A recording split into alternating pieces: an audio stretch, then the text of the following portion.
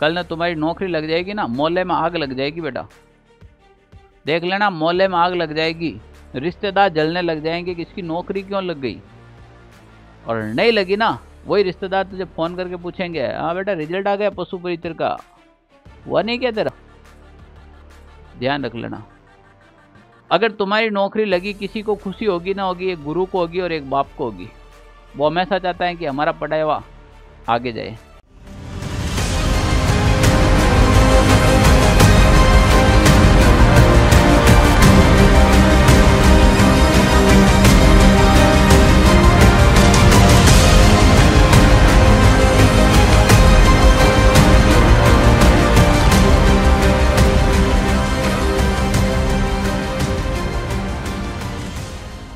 Hello नमस्कार प्यारे साथियों, कैसे आप सभी। ऑनलाइन सारथी यूट्यूब चैनल पर आपका स्वागत है। मैं आपका मित्र संपत राज। आप स्वस्थ होंगे, मस्त होंगे, ऐसी मैं कामना करता हूं। तो आज जो अपना टॉपिक रहने वाला है वो रहेगा ऊन कतरन वाला टॉपिक रहने वाला है। तो आप साथ में नोट्स बनाइएगा और साथ साथ में क्लास को अटेंड कीजिएगा। तो ऊन कतरन वाला अपना टॉपिक रहने वाला है। लाइव फ्रॉम क्लासरूम में आप सभी का स्वागत है। हमारे ऑनलाइन सभी विद्यार्थियों का भी स्वागत है, ऑफलाइन विद्यार्थियों के साथ में। तो प्यारे विद्यार्थियों, आज जो अपना टॉपिक रहेगा वो रहेगा ऊन कतरन। ऊन कतरन का मतलब समझते हो ना, ऊन कतरन क्या होता है। टॉपिक का नाम ही ये है, ऊन कतरन।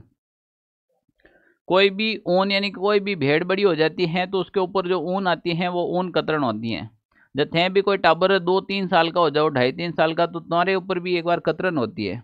जैसे अपन मुंडन कहते हैं, क्या कहते हैं, मुंडन कहते हैं। गाँव में एक मुंडन कार्यक्रम होता है जिसे ऊन कतरन कहा जाता है।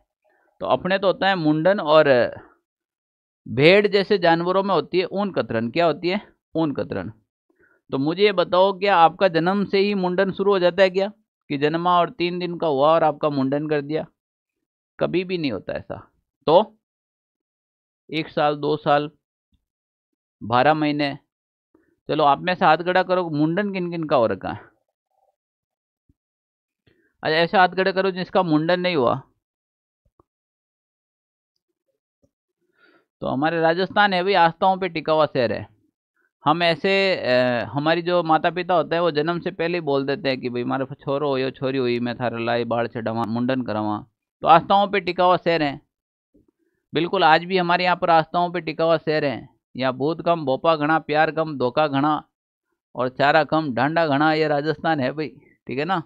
यहाँ वैकेंसी कम और पशु परिचर की तैयारी करने वाला घना। तो यहाँ राजस्थान की बात करते हैं अपन।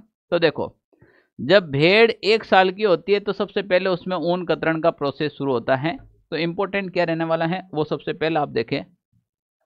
इससे पहले अगर आप मेरा वीडियो, अगर ऑनलाइन वाला आप पहली बार देख रहे हो, फर्स्ट टाइम अगर मेरी क्लास अटेंड की है, तो आप टेलीग्राम ग्रुप को जरूर ज्वाइन कीजिएगा, क्योंकि जो भी मैं क्लास पढ़ाता हूँ उसकी पीडीएफ आपको इस टेलीग्राम चैनल पर मिल जाएगी।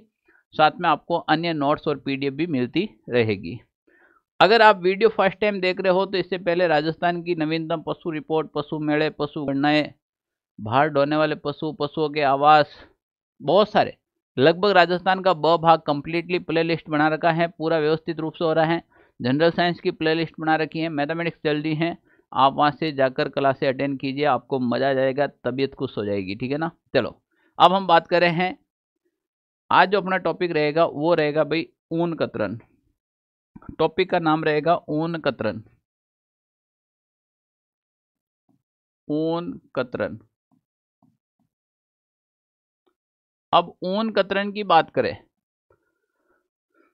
तो ये कोई ना कोई, जैसे देखो, ऊन कतरन में आपको केवल भेड़ की पढ़नी है। भेड़ की ऊन होती है, गधे की कोई ऊन होती नहीं है, बस गाय की ऊन होती नहीं, भैंस की ऊन होती नहीं, भेड़ की ऊन होती है। और आपके सवाल आएगा तो भेड़ का ही आएगा। किसका आएगा? भेड़ का आएगा। फालतू दिमाग नहीं लगाना, ठीक है ना। तो देखो, ऊन कतरन में भेड़ की बात करें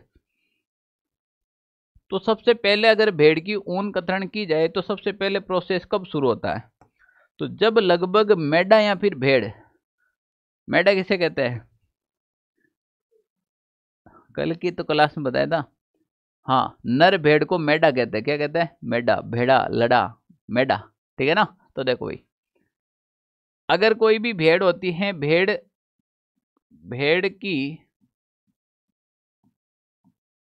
भेड़ की उम्र 1 वर्ष होने पर, कितना वर्ष? कम से कम 1 वर्ष। भेड़ की उम्र एक वर्ष होने पर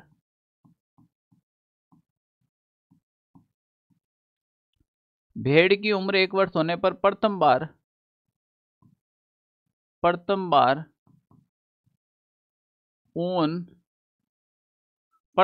ऊन कतरन की जाती है।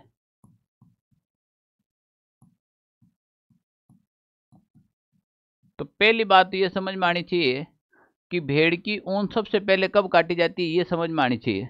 तो भेड़ की उम्र कम से कम 1 साल की हो जाती है, तब ऊन काटने का प्रोसेस शुरू होता है।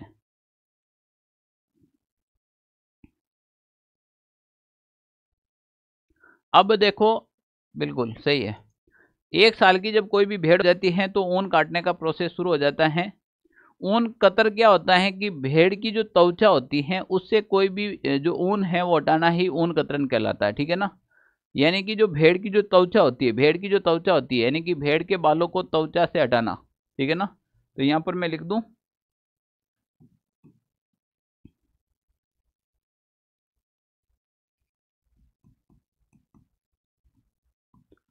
भेड़ के बालों को, किसके बालों को, भेड़ के बाल को ही ऊन कहा जाता है, रेशा कहा जाता है। तो भेड़ के बालों को त्वचा से हटाना, किससे हटाना, भेड़ के बालों को त्वचा से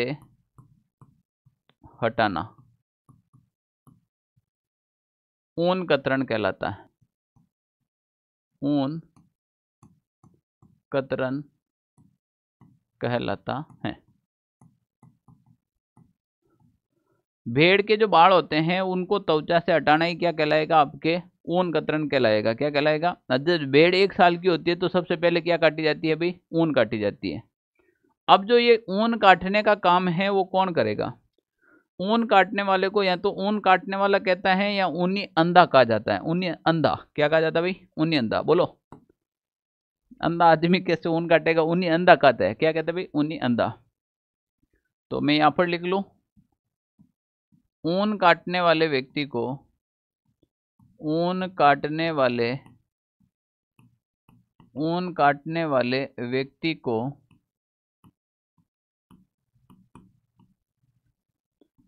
या तो कहते हैं ऊनी अंधा, या तो कहते हैं ऊनी अंधा। ऐसे याद रख लेना भाई, आंधा आदमी भेड़ों के बाल काटता है, आंधा आदमी भेड़ों के क्या काटता है, बाल काटता है। या तो ऊनी अंधा कहलाएगा, ऊनी अंधा, या ऊन काटने वाला कहलाता है, ऊनी अंधा या फिर ऊन काटने वाला। तो या तो फिर आप ऊन काटने वाला कहो या फिर ऊनी अंधा कहो। तो मैंने यहाँ पर 3 पॉइंट लिखा है अभी तक। एक तो भेड़ का पता है, भेड़ की ऊन कब काटी जाती है और कब कैसे काटी जाती है, इस प्रकार से। अब देखो, 1 साल के अंदर अगर भेड़ की बात करें, 1 साल में आप भेड़ की ऊन 2 बार काट सका। तो देखो भाई, भेड़ की ऊन की बात करा,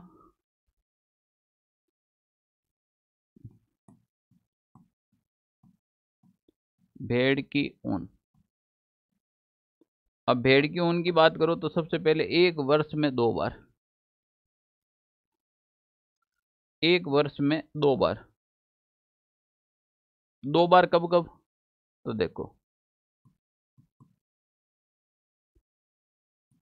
1 साल में 2 बार, बिल्कुल। हम देखो 2 बार कब कब होती है वो भी देख लो। 1 साल में 2 बार कब कब होती है, तो देखो 1 साल में 2 बार होती है भाई,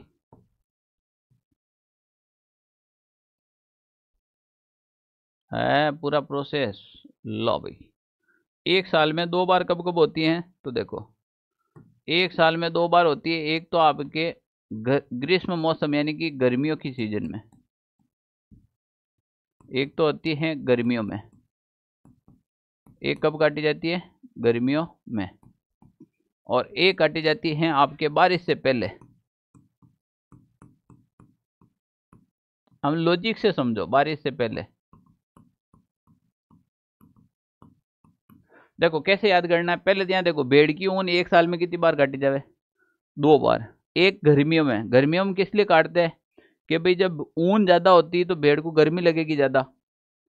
अपन भी होते हैं ना भाई, गर्मियों में बाल छोटे करवा देते हैं। कुछ पढ़ने वाले जैसे होते हैं, गर्मियों में पूरा पार्टी हिसाब करवा देते हैं, एकदम बाल सपाट कर देते हैं, या बिल्कुल बाल छोटे छोटे रखते हैं, क्योंकि हमें गर्मी ज़्यादा लगती है। जुल्फे को छोटी करवा देते हैं अपन। तो गर्मियों में भेड़ भी अपनी जुल्फे को छोटी करवा देती है, यानी कि ऊन कटिंग करवा देती है। क्या ऊन कटिंग करवा देती है, क्या करवा देती है? कटिंग करवा देती है। बारिश से पहले। सर बारिश में तो गर्मी को लगे नहीं, फिर बारिश में क्यों? क्योंकि बारिश के अंदर जब बारिश होगी तो ऊन होती है वो खराब हो जाती है। बारिश में ऊन क्या हो जाती है? खराब हो जाती है। तो बारिश से पहले ही अपन क्या कर देते हैं? ऊन कतरण कर देते हैं। तो एक तो आप गर्मियों में देख सकते हो, और एक बरसात से पहले। और बरसात से पहले ऊन कटिंग करने का मेन कारण है कि ऊन की गुणवत्ता खराब नहीं हो, ठीक है ना। हाँ, तो एक तो गर्मियों में, गर्मी के कारण, गर्मियों में किस कारण कटिंग की जाती है? अधिक गर्मी के कारण, अधिक गर्मी के कारण।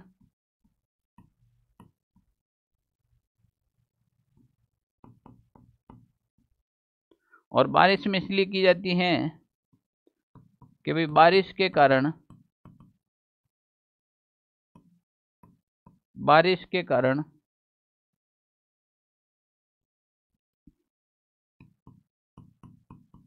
बारिश के कारण ऊन की गुणवत्ता, ऊन की गुणवत्ता खराब नहीं हो।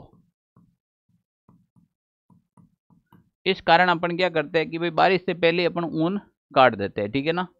तो देखो, एक तो भेड़ की ऊन एक साल में 2 बार काटी जाती है, एक गर्मियों में काटी जाती है और एक बारिश के टाइम काटी जाती है। कब काटी जाती है भाई? एक गर्मियों में और एक बारिश के टाइम, ठीक है ना। अब देखो ऊन कतरन की विधियां कितनी है। यहां से एक इंपॉर्टेंट सवाल बनेगा भाई आपके, छप गया है, समझो। ऊन कतरन की विधियां, ऊन कतरन की विधियां, ऊन कतरन की विधियां क्या क्या है? तो देखो पहले तो ये सोच लो ऊन कतरन की विधियां है कितनी। तो ऊन कतरन की जो विधियां हैं वो 3 विधियां हैं। ऊन कतरन की कितनी विधियां हैं भाई? 3 विधियां हैं। कौन कौन सी है 3 विधियां? तो यहां से सीधा सवाल बन जाता आपके, ऊन कतरन की 3 विधियां हैं वो कौन कौन सी है? तो देखो, ऊन कतरन की तीनों विधियां अपनी यहाँ पर लिख लेते हैं, ठीक है। तो ऊन कतरन की एक तो विधि हो जाएगी आपके सामने, ये क्या हो गया? ये क्या हो गया? हे प्रभु दयानंद, ये क्या हो गया? तो देखो ये कुछ नहीं हुआ है, ये क्या हो गया? हेलो, हाँ, ये काम क्यों नहीं करा भाई? चलो भाई, जाने दो, कोई दिक्कत नहीं। ऊन कतरन की टोटल 3 विधियां होती है। कितनी विधियां हैं? 3 विधियां हैं। नंबर 1, कैंची के द्वारा काटा जाता है। किसके द्वारा भाई? कैंची के द्वारा। नंबर 2, मशीन के द्वारा। और नंबर 3, रसायन द्वारा। तो नंबर 1 तो हो जाएगा कैंचियों द्वारा। ऊन कतरन की जाती है एक तो कैंचियों द्वारा। नंबर 2 है ऊन कतरन की जाती है मशीनों द्वारा, मशीनों द्वारा। और नंबर 3 याद रख लेना, ऊन कतरन की जाती है रसायन द्वारा, रसायन द्वारा। और तीनों की तीनों इंपॉर्टेंट है। तीनों इंपॉर्टेंट कैसे हैं? कैंचियों के द्वारा कैसे होता है कि इसमें पशुपालक कैंची के द्वारा ऊन कतरन करता है। मशीन समय की बचत और लंबाई की जो ऊन की लंबाई प्राप्त करने के लिए किया जाता है। तो देखो भाई, सबसे पहले अपन कैंची की बात करें। करना कुछ नहीं, नॉर्मली चीजें हैं, ठीक है ना। अब मैं क्या कहूंगा इसमें, तो इसमें देख लो भाई, पशुपालन कैंची के द्वारा। आदमी जैसे बाल कटवाता है ना, पशुपालन कैंची के द्वारा ऊन कतरन किया जाता है। कैंची के द्वारा ऊन कतरन किया जाता है। मशीनरी में अपन क्या कहेंगे, समय की बचत के लिए, समय की बचत के लिए व लंबी रेशों की ऊन प्राप्त करने के लिए, ऊन प्राप्त करने के लिए किसका प्रयोग किया जाता है बेटा, मशीनों का प्रयोग किया जाता है। किसका, मशीनों का। अब आजकल मशीन आ गई ना, देखो पहले जो भेड़ होते थे, गधे होते थे, ऊंट होते थे, ऊंट के अंदर आज भी जो डिजाइन तैयार की जाती है ना मशीनों से, हाँ तो वो कौन सी कला कहलाती है, उस्त कला, है ना। हाँ, धापकर 100% गलत है, शुद्ध रूप से गलत है। ऊंट के ऊपर जो चित्रकारी की जाती है वो उस्त कला कहलाती है, एकदम विशुद्ध रूप से गलत है। उस कला को जट कतराई कहते हैं। क्या कहते हैं, जट कतराई। ये पहले पशुओं में होती थी जट कतराई, धीरे धीरे मनुष्य में आ गई। अब आप जैसे होते हैं ना, वो देख ये तेरे पीछे, हाँ बाल देखो रे भाई इसके, इधर से पाटिया साहब, इधर पाटिया साहब, बीच में तेरे ऐसे बाल, बेशर्मा आदमी। अब देखो भाई ये कला है ना, ये पहले ऊंट और पशुओं में थी, यानी कि ऊंट है गधों में थी, ये गधों वाली कला आ गई अब तुम्हारे अंदर। ये जो आप ये बालों के अंदर ये मशीन फिरवा के ये पाटिया साफ करवाते हो, कट डलवाते हो, ये जट कतराई कहलाती है। कौन सी कला कहलाती है, जट कतराई कला कहलाती है। तो धीरे धीरे आप लोगों में आ गई, तो अब आप भी पशुओं जैसे व्यवहार करने लगे। गधों की कला आप में ही, तो आप भी गधे जैसे व्यवहार करने लगे। तो फिर हाँ तो ये अपनी कला है ही नहीं। अब सोचो आप, हम किन के वंशज हैं, हम महाराणा प्रताप के वंशज हैं, हम महाराणा कुंभा के वंशज हैं। एक मिनट के लिए सोचना, अगर महाराणा प्रताप तुम्हारी तरह इधर पाटिया साफ करा के 2 कट डाल के और कहता आया मैं महाराणा प्रताप, है हल्दी घाटी का युद्ध करूंगा, धूड़ करेगा। हाँ तो ये कला अपनी नहीं है, ये कला भेड़ ऊंट गधों में पाई जाती है। रसायन, रसायन द्वारा भी, ये एक रसायन द्वारा जो ऊन कतरन की जाती है, ये सबसे पहले अमेरिका में शुरू की थी। इस विधि का प्रयोग 1970 में सर्वप्रथम अमेरिका में शुरू की गई।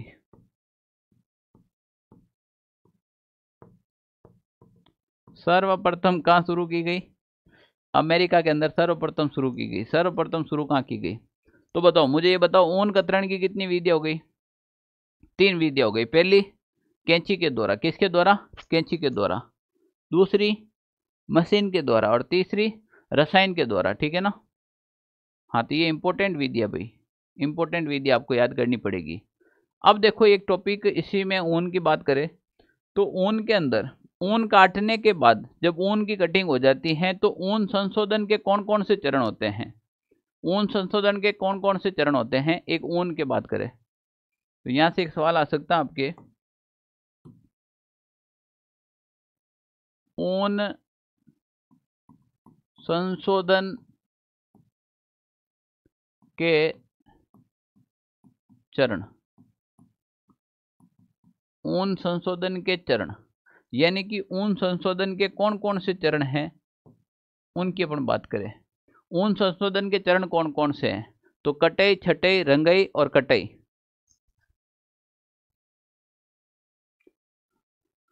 पहला जाएगा कटाई अभिमार्जन, कटाई, कटाई अभिमार्जन, कटाई अभिमार्जन, ठीक है। हाँ कटाई के बाद दूसरा आ जाएगा, कटाई के बाद आ जाएगा आपके, बिल्कुल कटाई के बाद आ जाएगा दूसरा आ जाएगा आपके छटाई।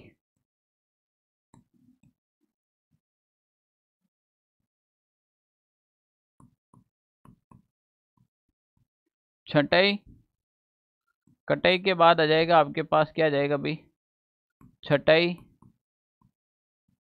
छटाई के बाद तीसरा प्रोसेस होगा रंगाई,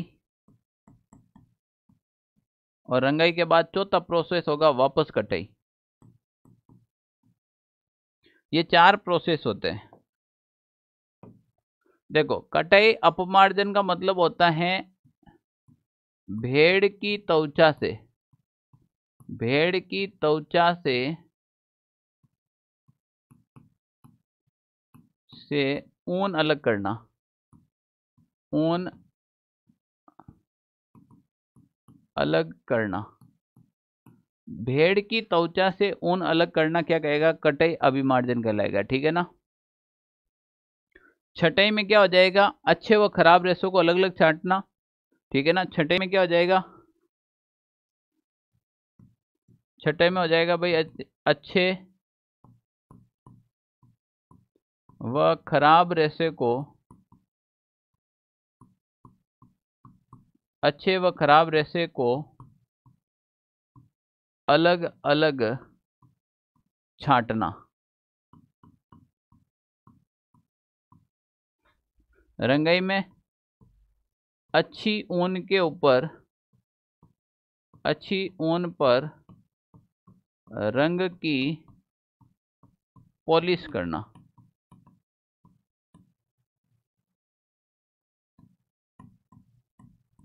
और लास्ट में आ जाता है वापस कटाई। वापस कटाई के अंदर क्या होता है? ऊन को उपयोग में लेने से पहले कटाई की जाती है। ऊन को उपयोग में लेने से पहले, उपयोग में लेने से पहले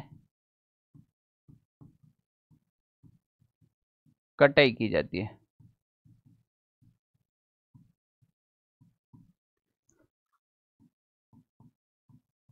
ओके, यानी कि ऊन संशोधन के मैंने 4 चरण बताए आपको। पहले तो कटाई अभिमार्जन हो जाएगा, फिर छटाई हो जाएगा, फिर छटाई में क्या होगा कि खराब ऊन, कोई अगर खून जैसे ऊन है, किसी के ऊपर गोबर लगी हुई है, किसी के ऊपर मिट्टी लगी हुई है, कोई जली हुई है, तो उन ऊन को अलग करना। अच्छी रेशे की जो ऊन होती है उसको अलग करना। फिर उसके बाद रंग चढ़ाना, उसके ऊपर पॉलिश करना, और रंग चढ़ाने के बाद जब वो उपयोग में ले तो उसको वापस एकदम कटिंग करके सही करके फिर उसका उपयोग लेना। ये सबसे इम्पोर्टेंट है, ठीक है ना। ऊन हमेशा देखो, ऊन हमेशा ऊष्मा की कुचालक होती है, ठीक है ना। ऊन हमेशा ऊष्मा की क्या होती है? कुचालक है। तो कुछ पॉइंट में बोलो, आप लिखो, मैं ही लिखूं, तुम मरोगे नहीं। तो देखो, ऊन होता है वो प्रोटीन, ऊन जो होते हैं, ऊन के जो रेशेदार होती हैं वो प्रोटीन होता है जो त्वचा की विशेष कोशिकाओं से निकलती है, ठीक है ना। तो अपन यहाँ बात कर सकता है ऊन के रेशे प्रोटीन युक्त होते हैं, खाना नहीं है। दूसरा बात, ऊन ऊष्मा की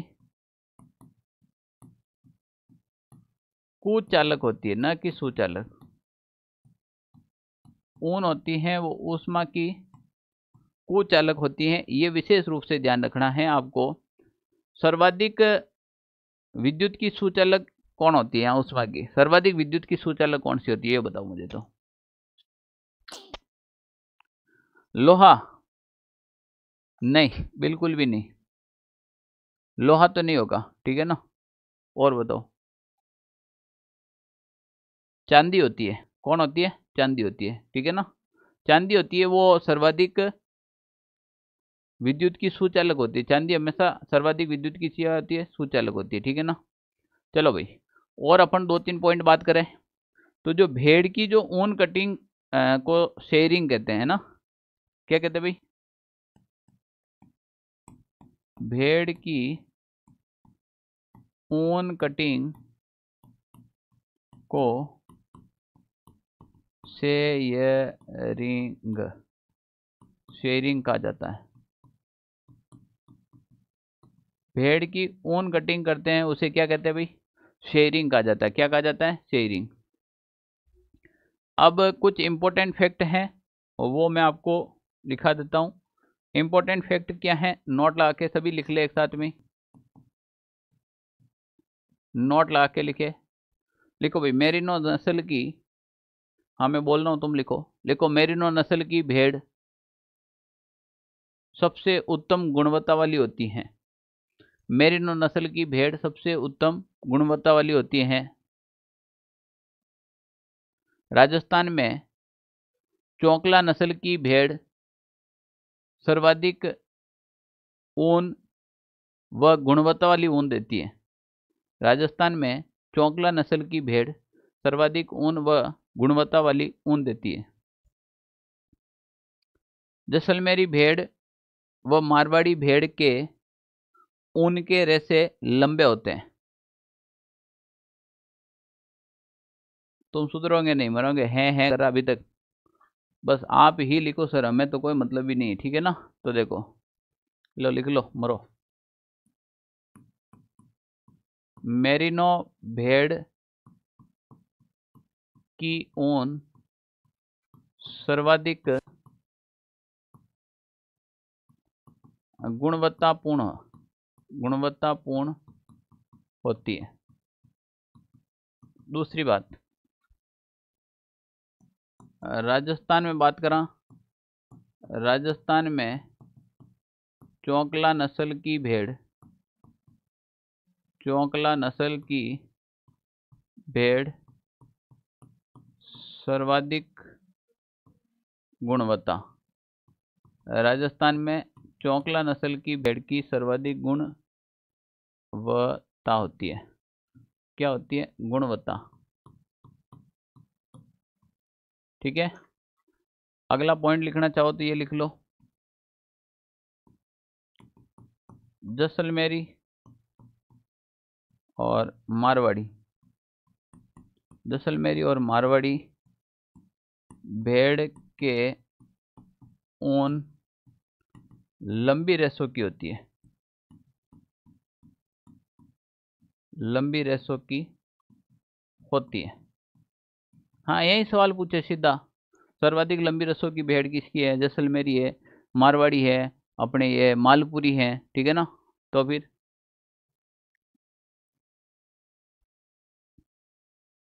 बिल्कुल सही है। चलो मुझे बताओ, भेड़ प्रजनन केंद्र कहाँ पर है? मैंने पहले लिखा दिया था।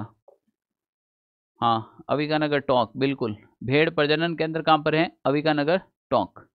भेड़ ऊन अनुसंधान एवं प्रजनन केंद्र कहाँ पर है? बात घूम फिर के तो वही आ रही ना, है। चलो आज कुछ नई चीजें लिखाता हूँ, लिखोगे?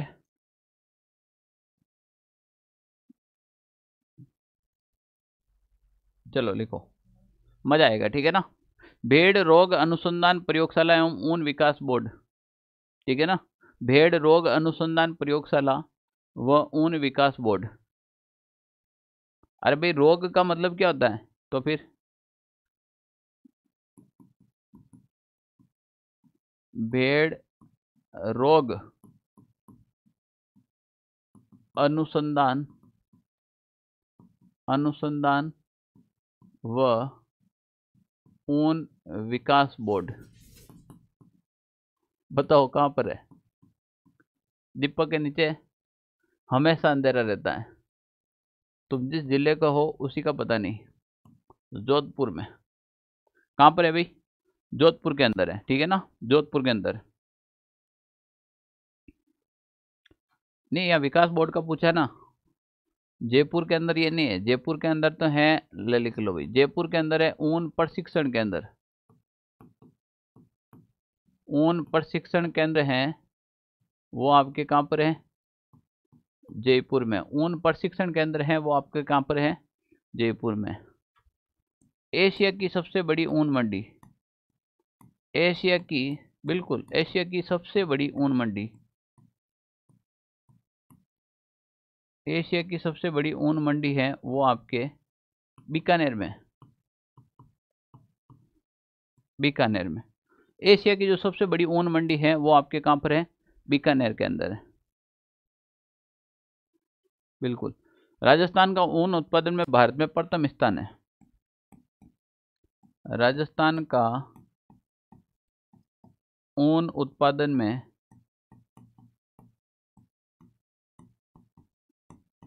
देश में प्रथम स्थान है। हाँ, अब बताओ, पशु गणना ने जब रिपोर्ट लिखी थी, उस रिपोर्ट में मैंने लिखाया था ना, तो फिर लगभग 45.91%, यानी कि पूरे देश की 45.91% ऊन है वो राजस्थान उत्पादन करता है। पूरे देश की लगभग 45.1% ऊन है वो कौन उत्पादन करता है भाई? राजस्थान उत्पादन करता है, ठीक है ना। राज्य भेड़ प्रजनन केंद्र कहाँ पर है? वो तो केंद्रीय भेड़ ऊन अनुसंधान केंद्र था, ठीक है ना। राज्य भेड़ प्रजनन केंद्र एग्जाम में पूछा जा सकता है। राज्य भेड़ प्रजनन केंद्र, राज्य भेड़ प्रजनन केंद्र कहाँ कहाँ पर हैं? तो एक चित्तौड़गढ़ है, एक जयपुर है, एक फतेहपुर सीकरी है और एक बांकलिया नागौर के अंदर है। तो देखो भाई कहाँ कहाँ पर है। एक तो हो जाएगा आपके गढ़ ही गढ़ चित्तौड़गढ़, एक हो जाएगा आपके जयपुर, एक हो जाएगा आपके फतेहपुर, और फतेहपुर आ रखा है आपके सीकर जिले में। फतेहपुर कहाँ पर आ रखा है भाई? आपके सीकर जिले में आ रखा है, ठीक है ना। और एक आपके बांकलिया नागौर के अंदर हो जाएगा, बांकलिया नागौर। बांकलिया कहाँ पर आ जाएगा? नागौर।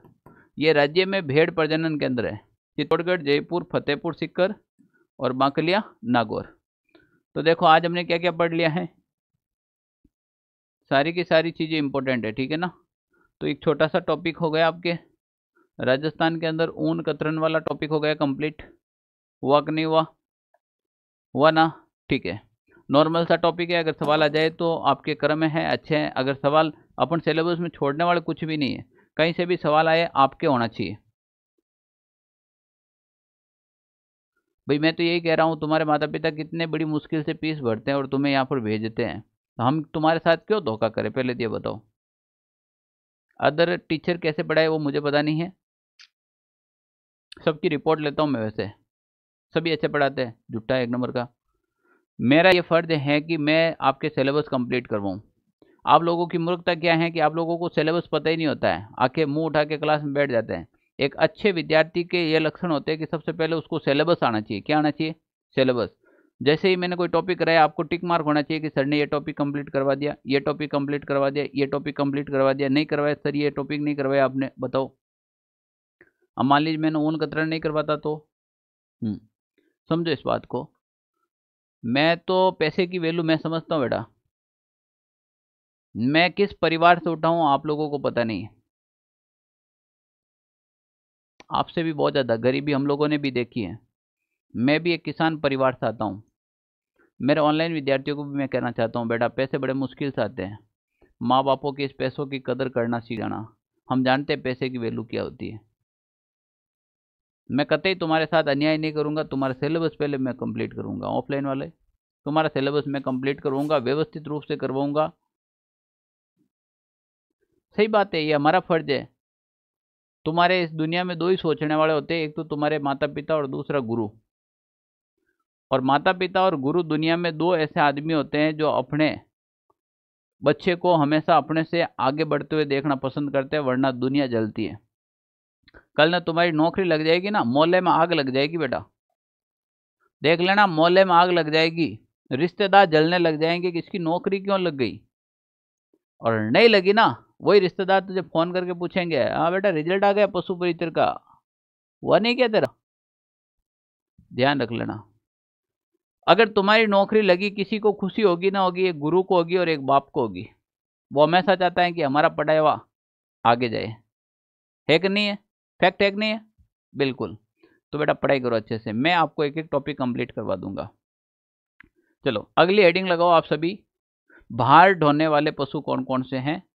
भार ढोने वाले पशु, अगली जो अपनी हेडिंग रहेगी भार ढोने वाले पशु। सभी अपने रजिस्टर के अंदर हेडिंग लगाओ, भार ढोने वाले पशु। बड़े अच्छे से नोट्स बनाओ। मुझे आप कोई भी एग्जाम दे दो और घंटे दे दो, मुझे ये बता दो कि ये एग्जाम है और ये बुक है और ये नोट्स हैं, आपको पढ़ने हैं, मैं कहता हूँ मैं सीट निकाल लूँगा। आप क्यों नहीं कर सकते हो? व्यवस्थित रूप से नोट्स बनाओ और तैयारी करो।